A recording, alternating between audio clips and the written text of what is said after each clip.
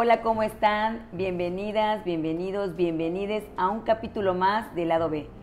Y querido público conocedor, como ustedes saben, nosotros en Lado B creemos mucho en la equidad y la igualdad. Así como les dedicamos todo el mes de mayo a las mamás, decidimos todo el mes de junio dedicárselo a todos aquellos papás responsables con paternidades amorosas y respetuosas para cada uno de sus hijos e hijas. Y hoy para mí es un honor tener como invitado a un hombre que tiene una larga trayectoria, no solo política, sino profesional, y además ha sido testigo de los principales cimientos en la etapa constructiva de Quintana Roo. No necesita mucha presentación, porque de verdad que es un hombre que mucha gente quiere y admira, y como ya lo dije, tiene una larga trayectoria y tiene mucho que contarnos. Entonces, sin más preámbulo, quisiera presentarles, está con nosotros orgullosamente el ingeniero Mario Villanueva Madrid. Hola, gracias Xiomara, mucho gusto y gracias por permitirme estar con ustedes. Ingeniero, pues qué gusto que un hombre con toda esa trayectoria y esa historia detrás haya aceptado y crea en estos nuevos proyectos como es Lado B. Pues es que es un proyecto bien importante, porque justamente es el otro lado, el lado que no se ve. Si fuera la luna diríamos el lado oscuro, pero este no es lado oscuro, sino es un lado muy importante. En gran medida el lado humano, el lado del conocimiento, en fin. Creo que este programa es muy importante desde sus inicios y lo va demostrando en la medida que se va desarrollando. Ay, muchas gracias, pues qué bonitas palabras y también es un honor que nos haya comentado que sí ve el lado B y eso para nosotros es un aliciente más. Y ingeniero, sí me gustaría antes de entrar en el tema que hoy nos compete, que es la paternidad, que nos platicara un poquito ante el público, que nos platique un poquito sobre usted. Bueno, Mario Villanueva ya me conocen, mi historia es un poco larga, de veterano, no de tan viejo, pero básicamente estábamos hablando como padre, como persona he sido un político por muchos años, pero además como profesionista, desde 1968 ando chambeando en este estado, en lo que ha sido la construcción, primero durante el territorio federal, y después la transformación del Estado, que por cierto, éramos un grupo de jóvenes muchachos en 1974, bajo liderazgo de mi hermano Arturo, difunto hoy, que estábamos lucha y lucha y traíamos azorrillado al presidente Echeverría y al entonces gobernador David Gustavo Gutiérrez, pidiéndole que se transformara Quintana Roo de territorio a Estado bajo una premisa. Hasta la más remota tribu tenía siempre un gobernante propio. Y aquí siempre nos mandaban un gobernador de otro lado que venía con su pandilla de gente, saqueaban, se iban y no teníamos participación política. Pero bueno, me estoy desviando. Pero fíjese, acaba de tocar un punto muy interesante hablando de paternidad.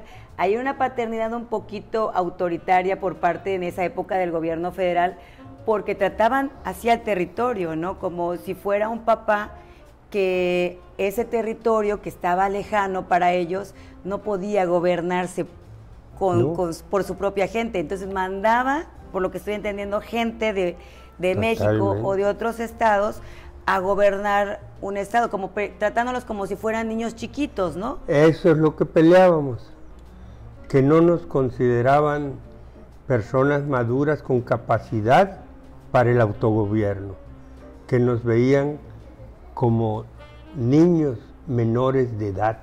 Y así lo planteamos al presidente Luis Echeverría varias veces. No somos menores de edad, tenemos capacidad para el autogobierno y finalmente se concedió. Sí, fue un 8 de octubre. Oiga, ingeniero, pero un poquito me interesa mucho esa parte. ¿Cómo fue que se fueron organizando? O de dónde nace, por ejemplo, usted, me imagino que su inquietud, ¿desde qué edad empieza a decir, bueno, esto no está bien? O sea, ¿cómo se empiezan a dar cuenta que esa estructura política que mandaba desde el gobierno federal tenía que cambiar? ¿De dónde viene? ¿De la escuela? ¿Les decían sus papás? ¿Escuchaban en las noticias? Sí, ¿O cómo era? pues básicamente era una forma de gobierno desde nuestros padres, siendo niños jóvenes, adolescentes, que ya percibíamos. Recuerdo que siempre el gobernador del territorio, me acuerdo del tan mentado licenciado Amezcua, secretario de gobierno, don Margarito Ramírez, que tenían en un puño a la población. Son muchos los recuerdos de paisanos nuestros de aquel tiempo que se rebelaron contra ellos. Algunos tuvieron que huir a Belice porque había una represión tremenda. A uno lo mataron aquí por órdenes del gobernador, a Pedro Pérez. Ay, y un tío mío, Villanueva, Abel Villanueva tuvo que irse a Belice, y había una gran represión. En pocas palabras, no era permitido estar en contra, a pesar de que pues se estaba haciendo un gobierno saqueador, un gobierno que no permitía ni siquiera que se desarrollaran, ya no políticamente hablando, sino comercialmente, empresarialmente. Era una opresión tremenda y así se sentía. Y por ejemplo, ¿y les permitían, aquí tenían todos los servicios en esa época, por ejemplo, hospitales, carreteras, escuelas? No. A los 15 años me voy de aquí a Ciudad Juárez a estudiar. No existía la carretera Chetumal-Escárcega. De aquí a Mérida era una vereda y había un autobús de esos como los que son de estudiantes, pero con bancas de madera y de esos bien viejitos. Como decían guajoloteros, ¿no? Que les sí, decían, pero no, peor que guajolotero. Y ahí iba, pero de pronto la explotación forestal era muy importante y venía un enorme tráiler lleno de trozas, le llamaban a los troncos enormes de caoba, y entonces se quedaba el autobús frente al tráiler y uno tenía que regresar a lugares donde había un paso. Se abría una parte donde se acomodaba uno y pasaba el otro, y luego veías en el camino chicleros arriba de los árboles. Por cierto, acá hay una representación, qué bonito, de un es chiclero verdad, que hicieron en Carrillo Puerto. Entonces ahí veías a los chicleros con su machete, pero era un circo ir al centro del país. De aquí a Mérida era todo el día. De Mérida, Campeche, Champotón. Bueno, había 5 pangas que cruzar, no había puentes. Wow. Era tremendo el tránsito. Estábamos incomunicados. O sea, vivían casi aislados. Y tengo una duda, ingeniero, ¿por qué Ciudad Juárez? ¿Por qué decidí ir a estudiar a Ciudad Juárez? Así no fue decisión mía. ¿De quién fue, sus papás? No, del gobernador de aquel entonces. ¿Lo becaron a usted para ir? Pues sí, solo que en lugar de mandarme a Chapingo, que estaba más cerca, dieron pues a Ciudad Juárez. Oiga, lo mejor y agarra uno hasta fiado. Pues yo dije, acá al ladito, acá al lado, esto era selva, era el ejido Chetumal. Al lado estaba el rancho de mi papá y ahí estaba yo dándole con el pico y la pala, abriendo pocetas para sembrar aguacates. Y en eso me grita un paisano, Ángel Marín, me dice: Mario, nos dieron una beca, nos vamos a Ciudad Juárez. Y hice así, dije, porque tenía las ramas ahí, yo estaba sin camisa, las ramas de xcanán, una planta, una hierba con que me mataba a los moscos. Me levanté y se me abrió el mundo. No, fui hasta allá porque ahí me mandaron, pero eso sí, me pagaban todos mis estudios. Ay, qué bien. Una beca bien importante. Eran tiempos de incomunicación. Aquí no se conocían las vacas en ese tiempo. Nosotros toda nuestra relación era con Belice. ¿Y comían carne? O sea, ¿la carne venía de Belice o cómo era su alimentación en esa época? La alimentación era por lo general de enlatados.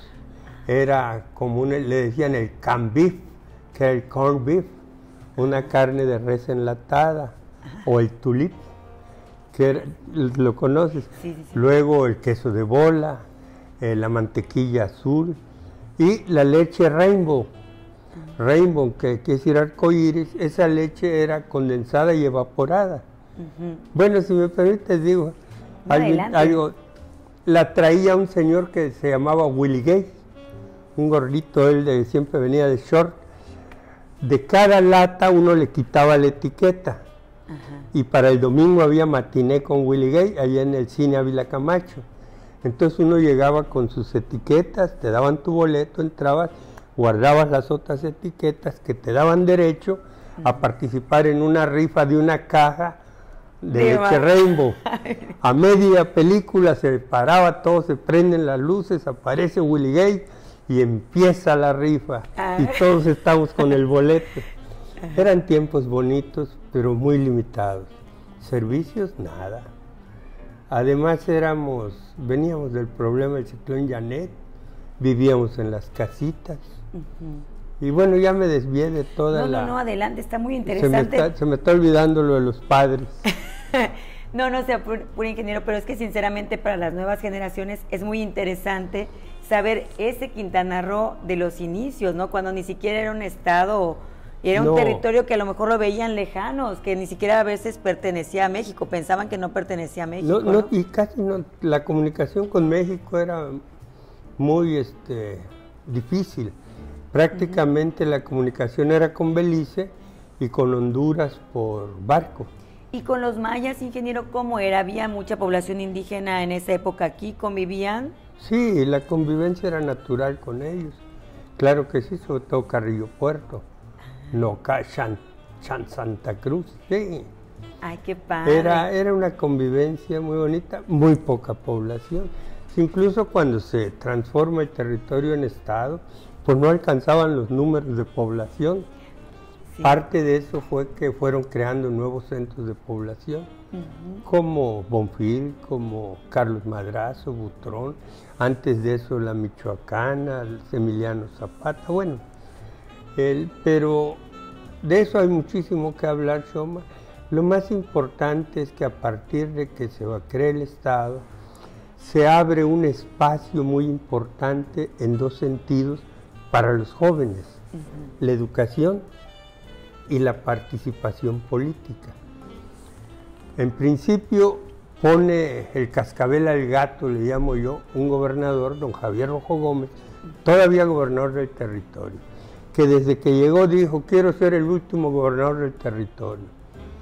Y nombra un secretario de gobierno de 20 y tantos años, 25, 26, Miguel Mario Angulo Flota, y empieza a darnos cargos a jóvenes inexpertos todavía, pero bajo su dirección, y va creando una clase política de jóvenes que les va dando la oportunidad.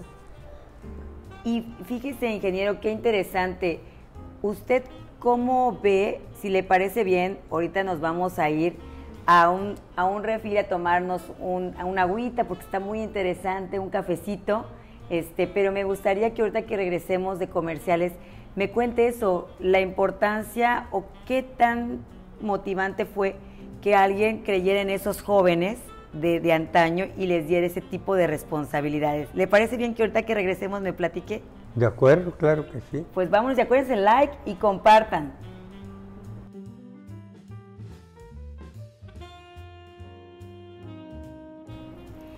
Amigas, amigos, amigues del lado B, pues estamos en el mes de junio y si bien es cierto que hay papás que vale la pena celebrarlos y apapacharlos, también hay unos papás que literal dijeron me voy por cigarros y no regresaron.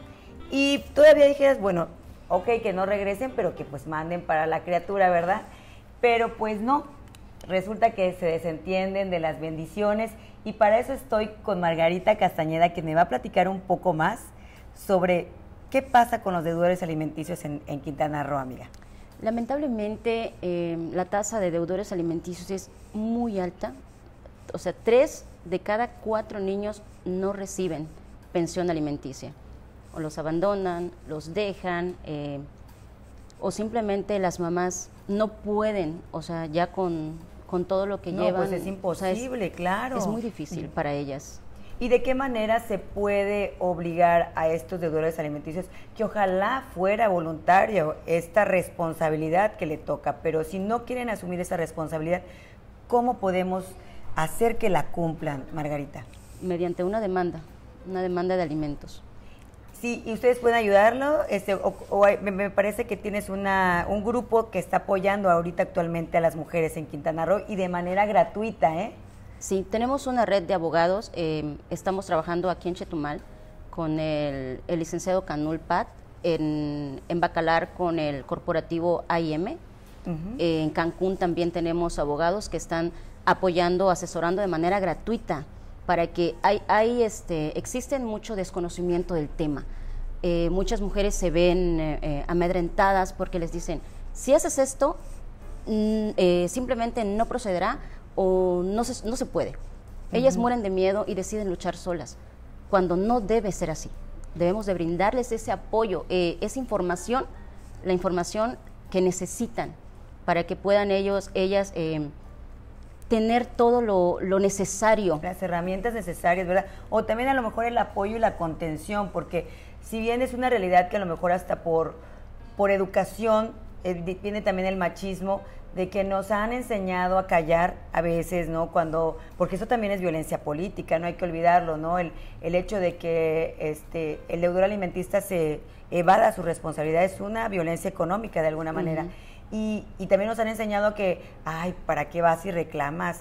Te vas a ver muy argüendera, como ahorita que acaba de pasar, ¿no? Que hubo todo un estallido en las redes sociales sobre una página que exhibía a todos esos deudores, Margarita, y muchos se quejaron que porque estaban atentando contra sus derechos. Hazme el favor, tú platícame, ¿qué opinas sobre esto? Sí, y nosotros estamos apoyando, de hecho, esa página de deudores alimenticios, porque no puedes exigir un derecho vulnerando otro. Totalmente, de acuerdo. Que acudan a interponer el recurso que quieran y que al momento también paguen. Exactamente, o sea, porque si bien es cierto, se les está exhibiendo, pero también cuántos niños y niñas están padeciendo esa irresponsabilidad, ¿no? Así es. Margarita, ¿algo más que quieras platicarnos a todas las amigas que nos están viendo, que están viviendo esta situación? Que por favor luchen, no están solas y estamos para apoyarlas en lo que necesiten. En lo que necesiten, en verdad, confíen en nosotros, que todo es posible y vamos a luchar por el bien de sus niños, niñas y adolescentes. Y pues ya estamos pasando por aquí los teléfonos de Margarita. Ya lo dijo, da apoyo totalmente gratuito con su equipo de abogados. Y pues muchas gracias, Margarita, por apoyar a todas estas mujeres que realmente necesitan ese apoyo y contención. No, gracias a ti por el espacio. Bien, pues seguimos en Lado B con la entrevista.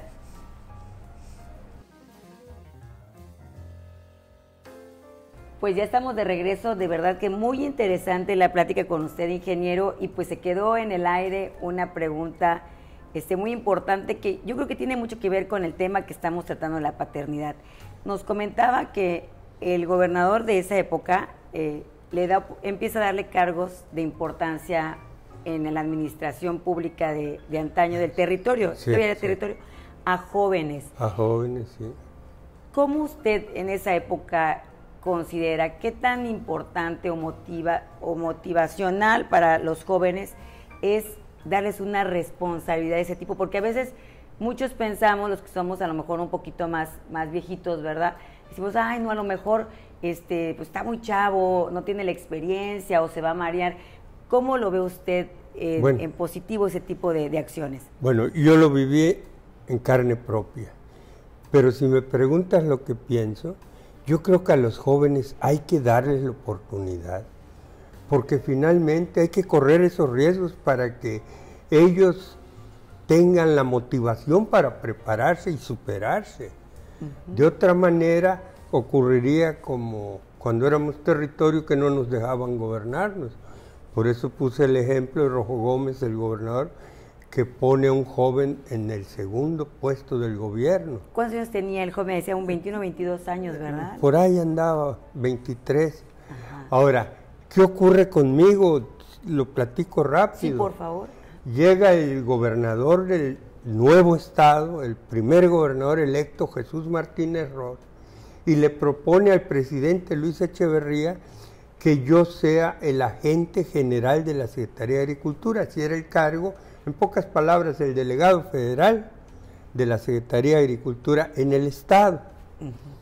Y el secretario de Agricultura le dice, sí, aquí en el local del Sutaje, en una reunión que hubo, pues me propone ante el presidente y el presidente llama a su secretario, doctor Oscar Brauer, nómbreme al ingeniero como delegado de la Secretaría en el Estado, mañana mismo. Duró más de 3 meses, ¿y sabes por qué? ¿Por qué? Porque dijo que yo era muy joven y no servía para el cargo. ¿Cuántos años tenía, ingeniero? Tenía 25. Y pues ya no tan joven. Entonces voy a mi primera entrevista con él. Pues bueno, yo no tenía dinero, fue ahí en Milano, en México, donde venden trajes baratones y compré un portafolios ahí de plástico y ahí me pongo de parafina. Y por cierto, ese traje lo te digo dónde acabó, porque tiene historia. Ay.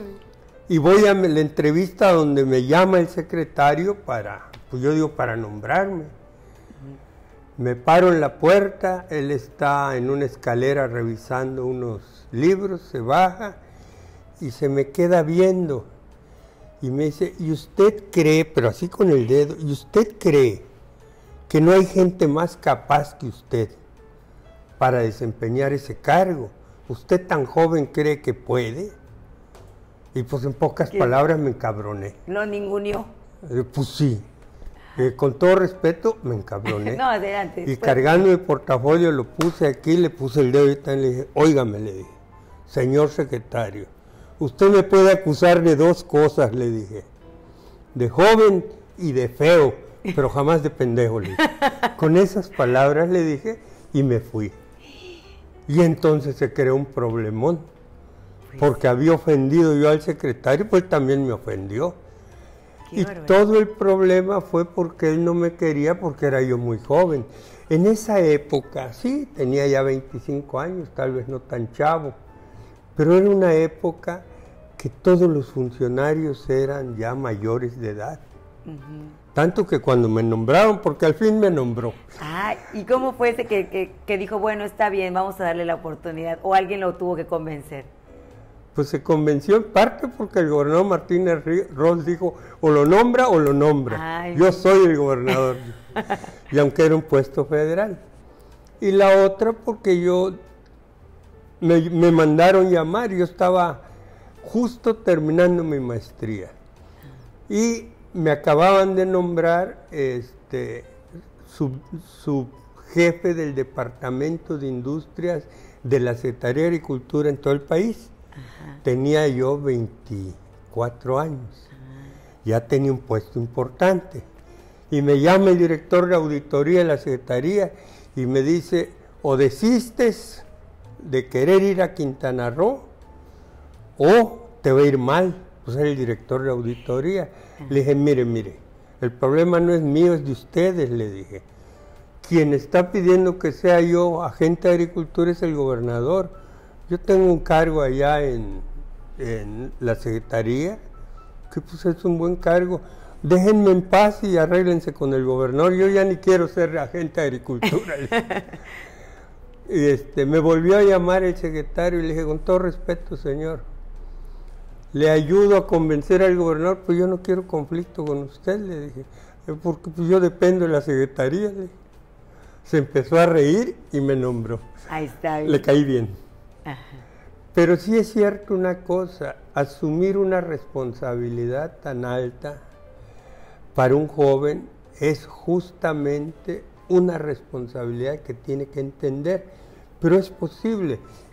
El gobernador Pedro Joaquín asume el cargo de gobernador pasados los 30 años, 31 años Super creo. Joven en esa época también. Hizo un trabajo excelente como gobernador. O sea, la juventud no es limitante, la limitante es no querer superarse, no querer prepararse, no querer hacer las cosas bien a través de un trabajo responsable. Ahora, si no quiere un joven prepararse, ni para qué se mete. Pero hay lo último, jóvenes, mujeres y hombres. Échenle ganas, prepárense, háganle la lucha. este Estado, como cualquier otra entidad o país, tiene que ser conducido por gentes preparadas en lo político, en lo académico, en lo empresarial, en lo administrativo, en todas las disciplinas. Y eso es una responsabilidad que empieza a caer en los jóvenes desde sus estudios. Así que échenle ganas, pónganse las pilas, no la chinguen, estudien, prepárense y luchen, participen y peleenle a los viejos y a los que están en el poder de que pues si no funciona nada en su lado, que ahí van ustedes. Y fíjese que hay una característica de la que yo veo toda esa camada, pues, llamémosla así, de políticos y de funcionarios de esa época, es que esa es una inquietud. Yo creo que se dieron cuenta de que parte de la manera en poder llegar a esa edad adulta o madurez política era prepararse, ¿no?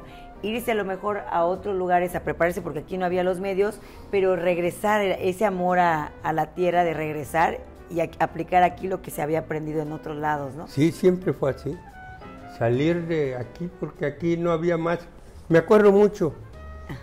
Yo estaba entrando a primero de secundaria cuando se crea la Secundaria Federal López Mateos, aquí por la Avenida Héroes.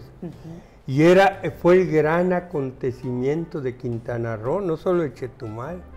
Me acuerdo que ahí hasta de barberos cantamos la canción.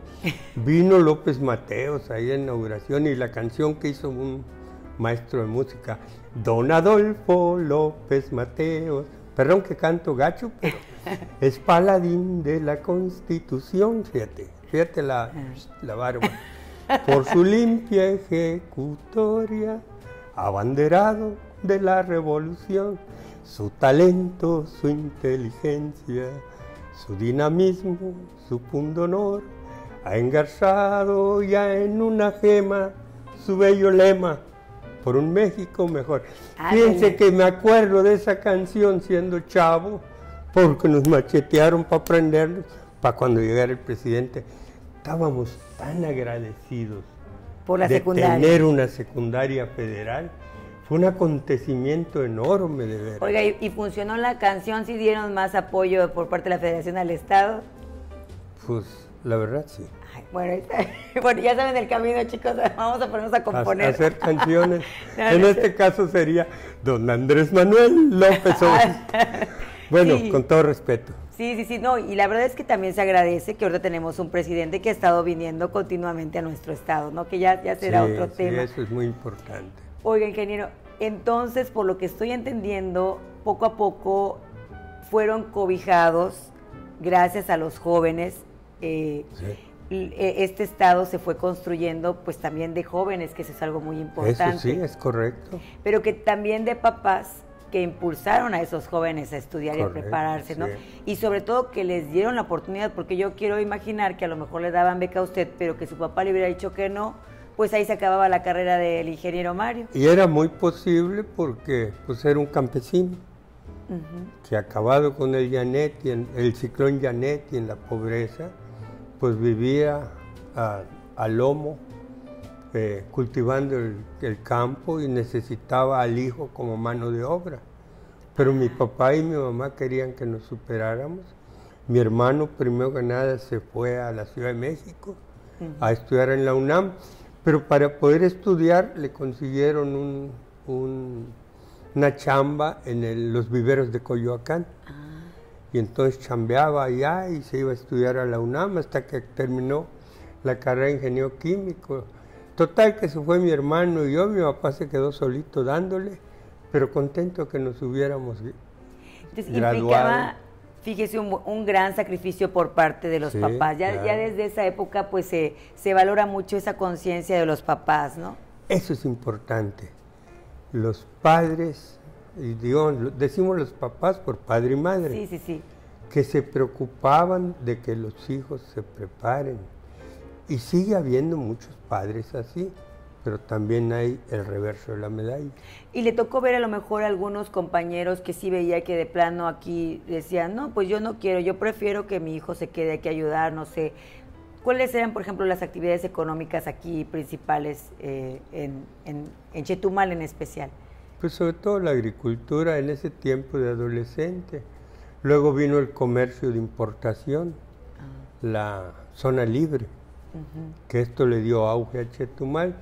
Pero no, en ese tiempo, tal vez, no recuerdo padres que no se preocuparan por mandar a sus hijos a estudiar.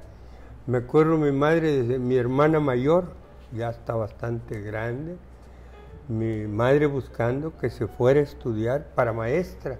En ese tiempo la gran carrera era maestro. Sí. Entonces en Campeche, en Eselchacán, en Mérida, lo más cercano, pero ser maestra, o aquí en la ciudad la carrera comercial, le decían, la de taquimecanógrafa, con, ¿cómo se llamaba? Creo que era doña Tete Ruiz, no recuerdo, tenía su academia y un montón de máquinas y ahí todas las muchachas, y esa era una carrera de secretaria. Ay, mire, qué interesante. Pues ingeniero, si le parece bien, nos vamos a otro, ahí para tomarnos un café, porque de verdad que a mí horas necesitamos para escuchar todas estas historias del Quintana Roo y de Chetumal, de inicios, pero sobre todo ahorita sí me gustaría que pensara un poquito y me platicara sobre qué características siente que heredó de su papá. ¿Le parece bien que ahorita que regresemos me platique? Pues vámonos, y acuérdense que es súper importante que se suscriban, que compartan, para que podamos seguir teniendo este tipo de entrevistas. Vámonos a comercial. Pues ya estamos de regreso con esta plática tan interesante, de verdad, ingeniero. Y pues ya entrando al tema de la paternidad, yo creo que va súper unida la historia de Quintana Roo con también la historia de vida de usted, si me lo permite platicar. Pero antes de ir hilando esa parte de su paternidad, sí me gustaría que nos compartiera qué características que recuerde de su papá siente que usted le heredó como papá. Bueno, uno, la responsabilidad en el trabajo, el ser trabajador. O sea, no me estoy echando flores, pero es cierto. La otra, lo recio del carácter. Mi padre siempre fue un dirigente campesino de carácter fuerte y que además era un líder que se plantaba ante las autoridades luchando por las causas de los campesinos. Y bueno, algo de eso le heredé porque pues no puedo decir que yo sea un dirigente, un líder, pero sí soy una persona que hago empatía. Soy empático con los problemas de los más fregados y asumo, corro los riesgos de la gestión para resolver sus problemas. Y parte por eso es que sinceramente le solicitamos la entrevista, sobre todo para este capítulo de paternidad, ingeniero, porque aquí dilucidando, buscando ese lado B que tiene usted, sí hemos visto que tiene una parte de padre o su paternidad, esa sensibilidad paterna muy desarrollada. Desde, por ejemplo, es muy protector, eso hemos visto, incluso hasta como exgobernador nos cuentan, ¿no?, que era ese padre protector, pero también era el padre duro, el padre exigente, el padre que decía, a ver, aquí las cosas se hacen así, de repente a veces hasta un poco como que con autoridad de que, a ver, no vamos a hacer las cosas porque se hacen así de esta manera. Entonces, yo creo que esa parte de la paternidad usted la tiene muy desarrollada. ¿De dónde cree que venga ese instinto protector? Bueno, mi madre fue siempre una persona, se distinguió como voluntaria toda su vida, que vivía protegiendo a cuanta niña, niño encontraba desprotegido. Me acuerdo un viejito que en las casitas salía de la casa de su hija y venía caminando el viejito, ni siquiera lo atendían, mi mamá lo llevaba a la casa, lo sentaba, le daba de comer. lo cuidaba. Y mi padre era también en ese sentido. Sí es cierto que tengo el espíritu protector, mi mujer me lo dice, me dice papá gallina o mamá gallino, me dice, porque tiendo a apoyar a los demás en sentido protector. Es cierto, pero es que esto en general, todos los demás necesitan algo y si uno lo tiene hay que tratar de apoyarlos. Y en el sentido personal, perdón, Adelante. el padre, pues, ¿qué me enseñaron? A que el padre es amor, es protección, es cuidado del hijo que procrea con la mujer. Y que ese hijo, esa hija, lo debe de cuidar y darle amor, amor incondicional. Educarlo, formarlo, apoyarlo, hasta que pueda valerse por sí mismo y todavía más allá, porque esa es la función del padre. ¿Cómo surge el padre de un hijo? Pues el padre con la madre procrean y a partir de eso, como está ahí la madre con el niño en ese... que es el huracán Yadnet, ¿no? Sí. A partir de eso, esa criatura es nuestra responsabilidad cuidarla. Ese es el concepto de padre, pero desgraciadamente esto se ha ido perdiendo. Si vamos al origen de la misma humanidad, el origen que nos da la Biblia, por ejemplo. Sí. En la Biblia, bueno, ya hasta lo anoté porque para no perderme. Adelante. Dice muy claro, el marido y su mujer son una sola carne. ¿A qué quiero llegar? Al concepto de familia. Dice, es un hecho, no solo una meta. Por la gracia de Dios, en dependencia absoluta en el Evangelio. Lo que dicen en la iglesia, lo que Dios unió, no lo separa el hombre. Eso decía mi mamá y no aceptaba el divorcio, por ejemplo. Por tanto, dejará el hombre a su padre, a su madre y se unirá a su mujer y serán una sola carne. ¿Qué quiere decir? Que el concepto de familia es el que trae enraizado el concepto de padre. El sistema inicial en los judíos, por ejemplo, la Biblia nos da el ejemplo, era el sistema patriarcal, primero que nada el padre Abraham, que es el padre de los judíos. De ahí sale un hijo de él, Ismael, que se va y que viene creando el islamismo con Mahoma. Pero bueno, ¿qué es lo importante? El concepto de familia. Me estoy perdiendo. No sé si sigo hablando. No, adelante. De hecho, sí, a eso iba. Como se dice, a lo largo de la historia la familia va evolucionando. Pero lo importante aquí es que ese sentido de paternidad y la responsabilidad paterna y el sentido de protección a los hijos, que de ahí sí comentaba usted, ese no pasa de moda, ingeniero. Y vemos que últimamente, luego en estas épocas, se ha ido un poco, ¿verdad? Es que dijiste, ha ido evolucionando, por eso partí de la familia, del concepto de familia. En los judíos era un concepto muy cerrado, era el hogar, la familia, el padre como jefe de familia. Evoluciona y nos vamos encontrando que se va, no digamos que se va perdiendo el concepto de familia, sino que va cambiando. ¿Por qué?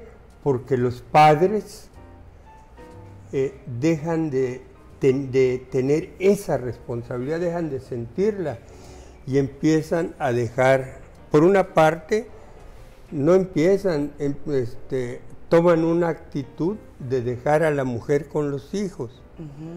Y esto es curioso porque estamos hablando, en estos días pasó el Día del Padre. Sí. ¿Para qué es el Día del Padre? Para felicitar a los padres. Pero ¿cuántos padres merecen ser felicitados? Sí. O para reconocer lo que las acciones que hacen. ¿No? Sí, pero en bien de los hijos. Exactamente. ¿Y cuántos padres hay que no merecen nada? Entonces, hay algo interesante. Lo estaba leyendo hoy y lo quería marcar. Sí. En la evolución que llevamos de la familia, nos encontramos que ahora pues la mujer trabaja, en muchas mujeres se quedan solas porque el marido se va y llega al grado de irresponsabilidad de no querer darle a los hijos que él procreó con su mujer, no querer darle los alimentos que está obligado a proporcionar. He visto muchos casos de esos que son vergonzosos, padres desvergonzados, pero aquí vi una nota interesante. El Consejo para Prevenir y Eliminar la Discriminación de la Ciudad de México, dice que es urgente replantear en las escuelas las celebraciones donde se exalta el único modelo de familia. ¿Cuál es el único? El del padre como jefe de familia. Entonces, el día del padre dicen en la escuela, te vienes con tu papá, pero pues llega el hijo. No hay papá. Y no hay papá, lo que hay es mamá, papá, y no solo eso, también hay otro tipo de familia. Esto apenas tiene el 18 de junio. Dice, exhortamos a las escuelas de nivel básico, preescolar y primaria y secundaria a replantear sus festividades o conmemoraciones con el Día del Padre en que se exalta un modelo único de familia. Dice, el Consejo ha recibido denuncias contra instituciones educativas cuando a una niña no le aceptan que sea acompañada por la figura masculina, por el padre. Y dice, estas celebraciones ya carecen de sentido. Fíjense qué curioso, que esto es lo que tenemos que reconocer en este momento. Desde 2010, dice, la Suprema Corte de Justicia de la Nación ha hecho énfasis en la familia protegida en la Constitución de nuestro país, que no es solo la constituida por un padre, una madre, sus hijos e hijas. Fíjense qué curioso. Y por eso tomé nota, ahora sí está muy largo. No solo eso, en que se ha constituido un lazo de afecto y acompañamiento, porque hay una conformación como hecho sociológico. Y quiero decir una cosa, padre es dar todo ese amor incondicional, y cuando un padre que procreó no lo da, pues no tiene por qué considerarse padre. Ahora, exhortamos, dice, a que si se realizan celebraciones en las escuelas de Día del Padre, los maestros expliquen al alumnado la orientación sobre la existencia de familias diversas como las lesbomaternales, homoparentales, familias donde niñas y niños se encuentran al cuidado tanto de madres solas como otros miembros de sus familias, para trazar de distinta manera las celebraciones. Fíjense nada más, el concepto de familia cambió totalmente. Déjeme, le doy un aplauso de verdad, ingeniero, porque jamás me hubiera imaginado que una persona de su generación esté preocupada y ocupada en este tipo de ir evolucionando y cambiando nuestro pensamiento. Y si les parece bien, yo creo que sí vale la pena. Ahora sí nos vamos yo creo que yo sí me voy a ir por una copita de vinito o a ver qué me tomo, porque está súper interesante esto. Si le parece bien, ahorita que regresemos, platicamos, y yo creo que con esto me demuestra usted ese lado B que tiene de ser paterno, de estar preocupado y ocupado, que está cambiando. Esto está cambiando, esta sociedad está cambiando. Completamente. Sí. Entonces, si van a tomar algo así, algo fuertecito que me ayude a mi tos. Ahí está, claro que sí. Adelante, vámonos.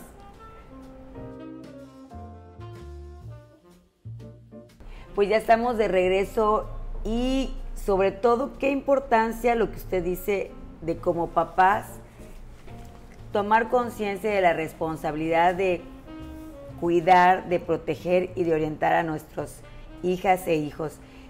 Ingeniero, yo ahí sí quisiera un poquito, ya vamos casi al final de la entrevista, y algo que he visto, sí, me atrevo a decir, que parte de su lado B como papá es la resiliencia. Y sí me gustaría, si usted me permite esta pregunta, hacerle, como papá,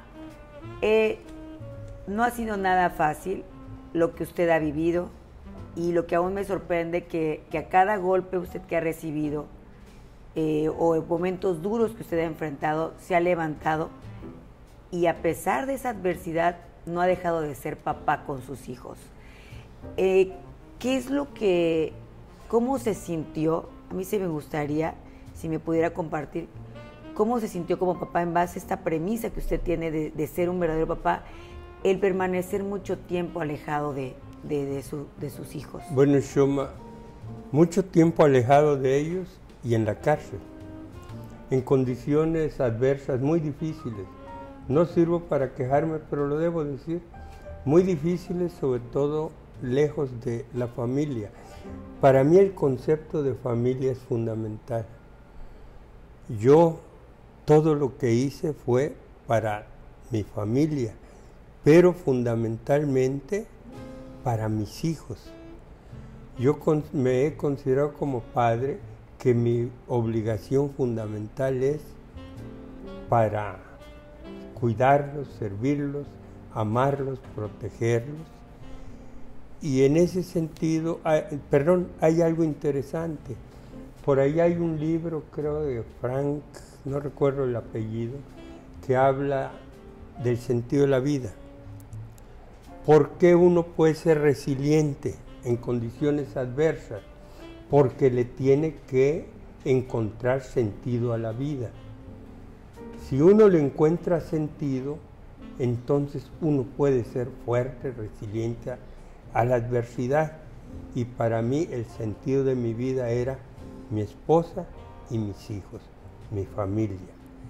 Esto le daba sentido a mi diario vivir en la adversidad. Una de las cosas que me llamó mucho la atención, digo, es una leyenda urbana, usted me va a confirmar si es correcta esta historia que me contaron o no.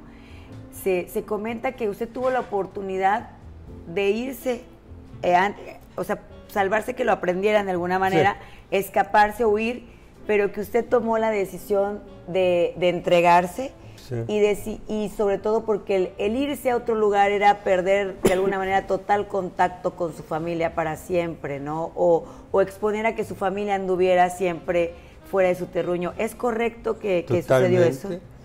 Totalmente, porque yo no podía pensar en mí, en mi beneficio personal, porque me debía a mi familia. Me salvo yo y ellos, ¿qué les va a pasar? Por cierto, cuando en Estados Unidos, cuando me liberan de la cárcel, que compurgué una sentencia, me dicen, sabemos que usted tiene problemas con su gobierno. Si usted quiere quedarse en los Estados Unidos, le damos asilo. Y les dije, no, ¿yo qué voy a hacer en este país? Lo mandamos a Florida, donde hay un buen clima para sus problemas pulmonares. Y mi familia, les dije, no, mi vida está en Chetumal, porque me dijeron, ¿y usted en México va a la cárcel? Sí, les dije, pues prefiero ir a la cárcel, pero cerca de mi familia. O sea, así pienso yo. O sea que padre también ha sido, y también de alguna forma es también sacrificarse por lo que más uno quiere.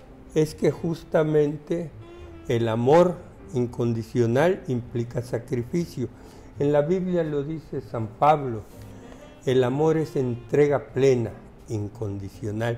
Y ese debe ser el concepto del padre hacia sus hijos. Y a mí me duele y me apena y a veces siento hasta molestia de tanto padre desobligado. Ay, que sí, deja a la mujer abandonada, sola, a cuidar a los hijos, a ir a trabajar para conseguir darles de comer, a darles educación. Acabo de conocer no hace mucho una persona así, la dejaron muy joven, como a los 22 años, con 4 hijos. Híjole. Y ahorita los tiene a todos en la universidad. Pues mire, lo que es la importancia, pero también, digo, hay que aplaudirle a la mamá, pero también no se vale, pues pobrecita sola. Oiga, ingeniero, y desde cómo es la paternidad en el encierro, cómo la vivió y cómo de alguna manera pudo aprender a superarla y a sufrirla, porque también tengo entendido que era a veces por cartas enterarse de sus hijos, se perdió muchos eventos muy importantes. Entonces, ¿cómo a través del encierro pudo evitar ese, porque a lo mejor se le pudieron haber ido la comunicación por completo, pero el tratar de seguir con ese vínculo con los hijos, ¿cómo lo pudo mantener? Bueno, 2 cosas. La primera, ya me acordé, se llama El hombre en busca de sentido. Se llama el libro de Víctor M. Frankl. El hombre, el ser humano, la mujer en la adversidad le deben encontrar sentido a su vida y se vuelven todos los resilientes. Y lo más importante en la adversidad y en la cárcel, lejos de la familia, es esto, la mente. Y yo sentí que en mucho trataron de afectar mi mente. Y hay un procedimiento científico, así lo han llamado, que me ayudó muchísimo, es el yoga. La práctica del yoga, pero no necesariamente solo las posturas, que son básicamente de psicofísicas, sino el control de la mente. Eso me sirvió muchísimo para poder, junto con el sentido que le daba a mi vida, mi familia, aguantar. Y lo que decías, en el yoga te enseñan también a soportar. Yo no sé qué pasa con mi familia, me tienen incomunicado y solo dices, bueno, estoy preocupado, pero espero pues que estén bien. Les paso mi energía si es que puede ser posible, le pido a Dios que les ayude y solo estás pensando en ellos. ¿Y les escribía, ingeniero, les mandaba cartas? Cuando podía, no siempre. Por ejemplo, en Estados Unidos me prohibieron la comunicación por carta. Cuando estuve en Almoloya, en el penal de máxima seguridad de Almoloya, el colmo, pusieron limitaciones a la recepción de cartas. Un día recibí una carta de mi hija Marisa. Tenía ella, ¿qué? Tal vez 9 años, no recuerdo. Y ella me hizo dibujitos en la carta, un corazoncito. Luego que nada, llegaban a la puerta de la celda y correo. Sí, ahí todo era gritos. Muestran la carta, la ve uno, no le entregan, la abre el guardia, la saca, la lee y entonces le entrega. Pero en esta ocasión la saca, la abre, ve los dibujitos y me dice, ¿por qué trae eso? ¿Eso qué? Le dije. Mire todo eso que trae, dibujos y demás, no sabe que está prohibido. Señor, pues ¿cómo lo voy a saber yo? Le digo. Pues sí. Pues está prohibido y eso es castigo. ¿Quiere usted la carta? Es bajo castigo. No, pues llévesela, le dije. No, había gente que me tenía mucho cariño, que me llegó a mandar alguna estampita. Abre la carta, ven la estampita religiosa, y esto, ¿por qué se lo mandan, señor? Yo no sé, pues estoy ahí incomunicado. Entonces esta serie de cosas es donde te obligas al control mental. El yoga me sirvió muchísimo, se los recomiendo. Es más, ojalá me liberen pronto y trataré de pasarles parte de mis experiencias de yoga a través de... Bueno, ahí veremos cómo. Ingeniero, y una de las cosas que yo no me deja de sorprender es en una ocasión que yo le visité en el reclusorio norte, me sorprendió sobremanera porque pues el exgobernador le estaba cocinando a varios reclusos, ¿no? Uno pareciera que creo que esas historias, ¿no? A lo mejor que tenía su supercelda y todo, y ahí voy yo de investigadora. y resulta que no, que mucha gente lo quería y de verdad se le acercaba como si fuera un papá. Y eso me llamó mucha atención porque usted les hacía de comer o les daba consejos.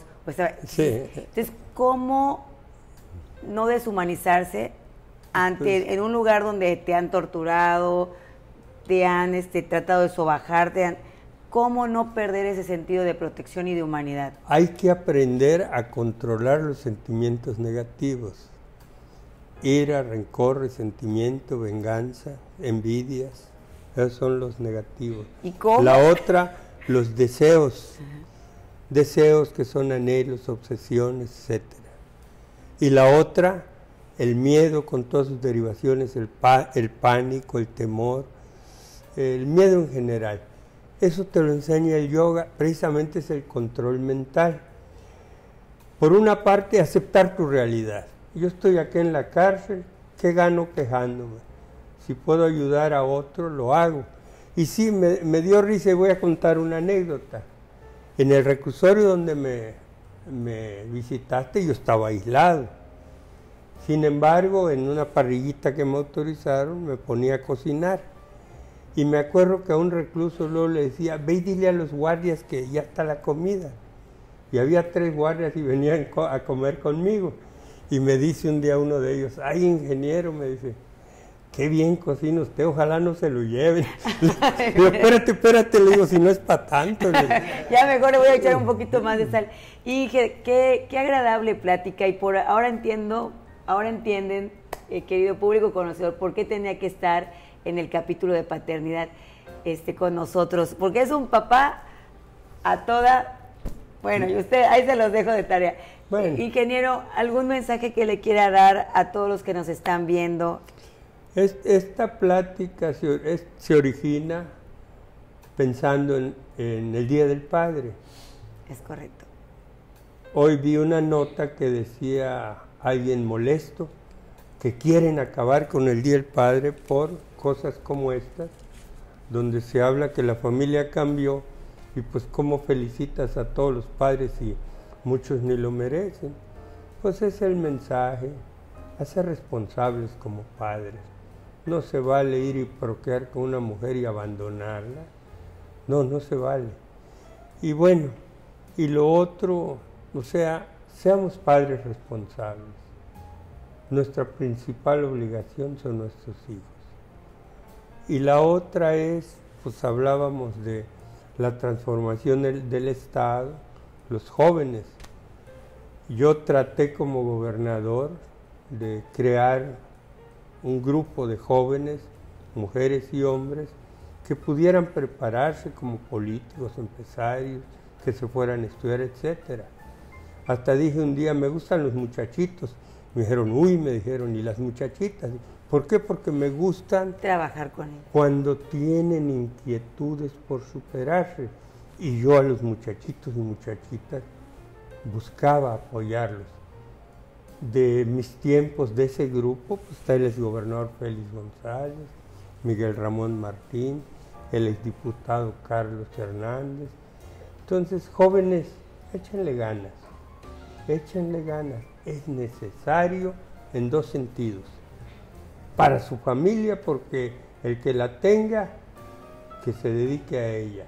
El que no la tenga, la tendrá que formar, pero que forme la familia bajo el concepto mujer-hombre, o pues también en los lesbianos, son familia. Se tiene que reconocer, porque la propia Constitución lo reconoce. Vayamos a construir bajo un deseo de superación, de aceptar la adversidad y no rendirse. Y el control mental. Y van a ver que nos va bien, les va bien. Qué bonitas palabras, y sobre todo para el que no conoce al ingeniero, que nos ve de otras partes de la República, recordarles que el ingeniero también fue uno de los que ayudó a construir el municipio de Solidaridad, lo que hoy es Playa del Carmen, la carretera que conecta a zona norte con zona sur, en fin, toda una trayectoria política, y escucharlo hoy platicar y que se sigue evolucionando y él se sigue adaptando a estas nuevas familias, nuevas paternidades, pues yo me sumo con usted, ingeniero, y sí invito a usted que me está viendo, papá, se divorcie de la mujer, pero no se divorcie de los hijos. Pues feliz Día del Padre a todos los papás que paternan en amor, en responsabilidad y con respeto. Y no feliz del padre a todos los infelices que no se protegen a sus hijos. Así es, bola de baquetones que se pongan a ser responsables. ¿Les parece bien? Pues un gusto que haya estado en Lado B. Muchísimas gracias, gracias en verdad. Besos a todas y todos.